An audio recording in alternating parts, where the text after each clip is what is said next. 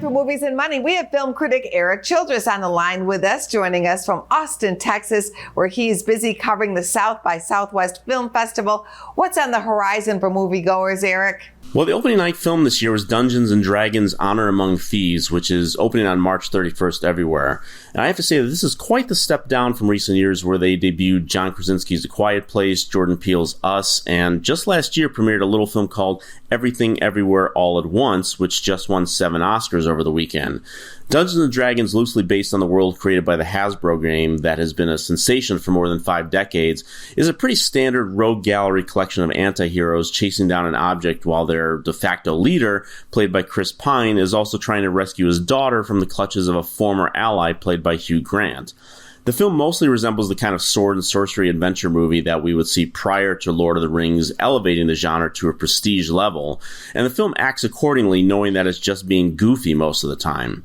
Doesn't mean it works, and even as someone who has never played the game and don't know all the objects making cameos more by dialogue than appearance, I know forced quipping when I see it. Now, the humor is lame, the characters are unmemorable, some of the action is fine, but uninspired, and I'm certain that Paramount is hoping fans of the game enjoy because a $150 million production has its work cut out for it, especially after a heavy month of sequel hopping this month, and I think its domestic prospects look pretty dim. One of those sequels is John Wick Chapter 4. Here's a quick look. Who is this? The Marquis de Gramont. Challenge him to single combat. Win or lose, it's a way out. I don't sit at the table. Your family does. This turned out to be a secret screening at the festival on Monday, and you caught the film star Keanu Reeves on stage for us. What can you tell us about the latest adventures of John Wick? Now, seriously, Angie, we talk a lot about how film franchises grow less interesting as they go on. But in the case of the recent Mission Impossible films, and certainly the growth of the John Wick films, it is the exact opposite. Every single film in the series has elevated the bombastic nature of its action scenes, and John Wick Chapter 4 is no exception. It is a film that runs nearly 3 hours long, basically has 3 big extended action sequences that take up half of the movie.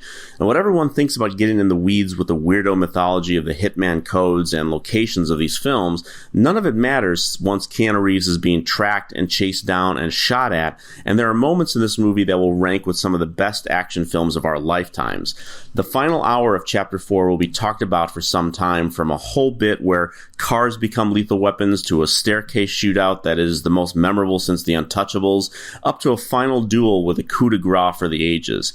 I smiled and laughed and was exhilarated all through this film, and it will certainly be the sequel to Beat for the month of March, and we'll talk about it more next week. Definitely something to look forward to. Any other films that you saw that you would give a positive shout out? There are a few, yes, Angie. One that already has a distributor is Emma Seligman's Bottoms, which is a hilarious, hyper-realized version of a high school comedy starring Seligman's Shiva Baby lead, Rachel Sennett, and Io Adebiri from TV's The Bear, as 2 girls trying to do what every guy in high school comedy ever made want to do before school is over. And they try to get close to their fellow ladies by starting an after-school fight club. It's an outrageous premise played to maximum effect for laughs with a great cast that was easily the funniest film I saw at the fest. Then a great film I saw on the first night right after Dungeons & Dragons is one called National Anthem that stars the terrific young actor Charlie Plummer as a guy who goes to work on a ranch that is also a community for the LGBTQ. He begins to find himself and find romance with a woman played by Eve Lindley. It's a film about carefully observed moments rather than big plot distractions, and as a result, has a real honest and emotional sensibility that is often lost in sweeping message films and hackneyed romance. National Anthem is a real special film that I hope finds a place with a distributor very soon. Enjoy the rest of South by Southwest and safe travels home. Thank you, Angie.